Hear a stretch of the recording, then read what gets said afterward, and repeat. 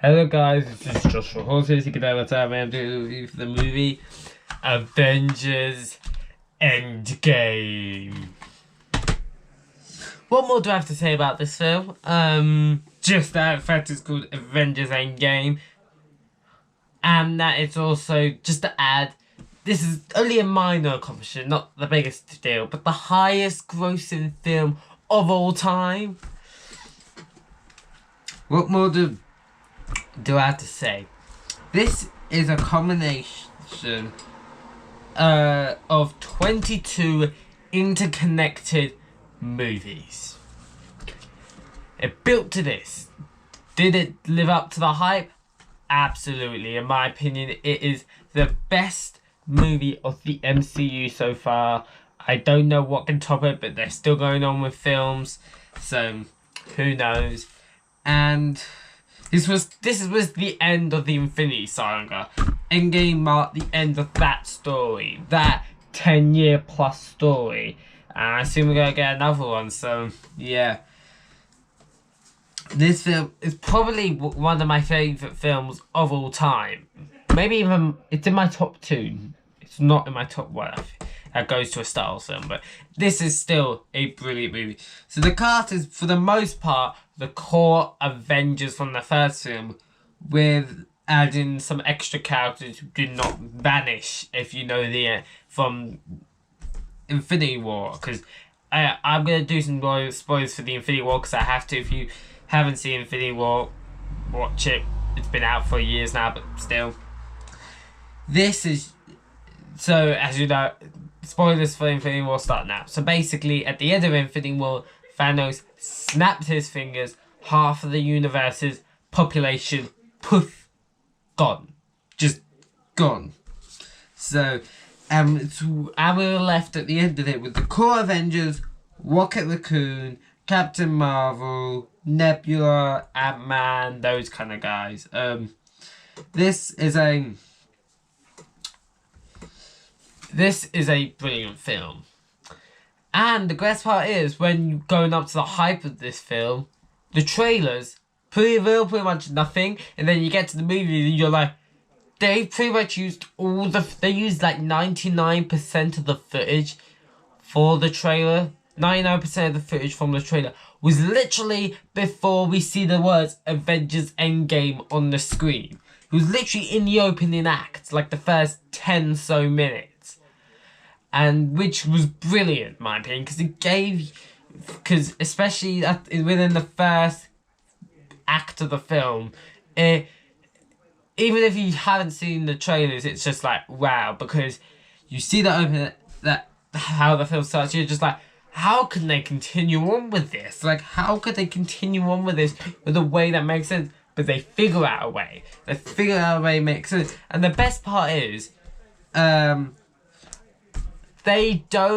it doesn't make as if that Infinity War was important, it never happened. They still sell the effects of Infinity War, and it still makes it incredibly important for the future. Captain Marvel's in this film. I thought she was nice. She's an established hero now.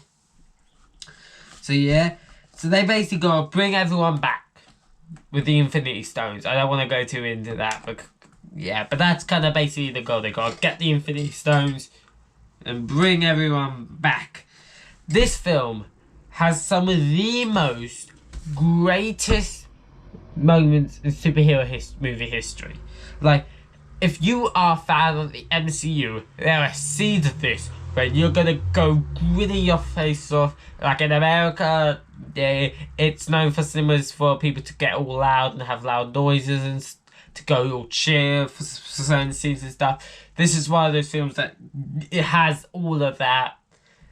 It has some real hardcore for the fans moment that work so well, like incredibly well. It has an emotional punch near the end. It balances, in my opinion, the epicness and the emotion at the end really well. And I saw this in cinema. It's definitely one of my greatest cinematic experiences, like greatest things to ever see in the cinema. Like, some of the scenes I was just like grinning my face off. I could not believe it. This film's great. I don't know if you got that from this review anyway, or by now, but this film is brilliant. I generally do not know what to say about this film. It doesn't have a post-credits scene, which I think works for this film, because this is a conclusion of the Infinity Saga. You won't end a story with a post-credit scene building towards another story as if it's continuing when it's not. This is just the end of that story, and they're going to move forward. I am very interested to see how they can move forward from this, because how can they top Endgame? And the crazy part is, they're building to another big film. Like, they have the next 5 years in concrete of what's going to happen. And the 5 years after that, they have a rough idea. So they have a rough idea of the next 10 years worth of movies. So, yeah, they're going to be bringing in the X-Men, Fantastic Four, Daredevil, because I believe that TV show's not canon, so they're going to make him canon. Like, yeah, Daredevil, I believe in Humans. Sorry, let me just sort that. Luke Cage, like, yeah, it's a, yeah, I'm very interested to see the future. We were supposed to have Black Widow already, but that's been pushed back because I don't know how things are now in September, but you know why. I'm filming this in July. And you probably know why. The pandemic's probably still in effect, so it got pushed back to October. There are rumours that that's going to get delayed again because they delay other Phase 4 projects, so meaning that it's rumored that's because they've had to push back the release for the Black Widow movie, which is going to be the start of the Phase 4, which I'm very interested in because it's going to be the start of Phase 4. How can you start it with a film that's set in the past? Like, yeah. So, yeah. But I'm very interested to what they do in the future. They're doing TV shows now, which is interesting. Yeah.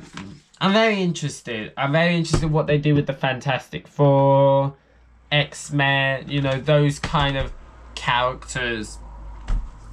But overall, this film is incredible. I literally have no other words to describe this. It is... You'll just love it. It has the perfect balance between awesome, goosebump-worthy action moments, but it has those emotional moments as well. And this film, you can truly see the progression of Iron Man. He still has that bit of an ego, but he comes from being egotistical, just flat out, in my opinion, terrible person in Iron Man, to being they teased this in the Infinity War, so I don't think it's they mentioned the Infinity War, so I don't think it's a spoiler really that they were gonna do this.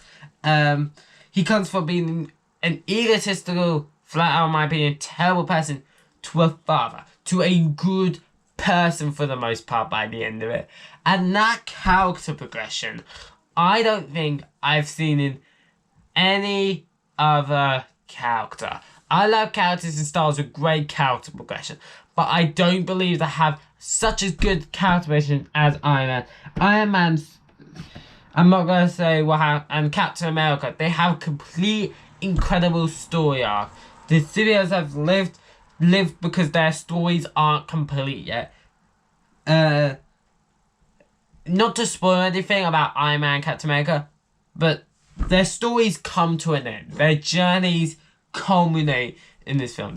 I'm not saying they're dying or anything, but their journeys culminate. This is the end of their journey, the final chapter for these characters. And that's crazy because they're the two...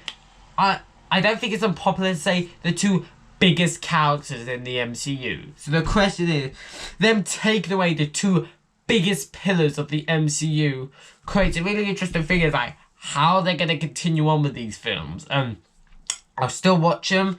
The question is, will that also take a hint at a delay in terms of their success? I don't know. The way they end their stories though is incredible and suits the characters.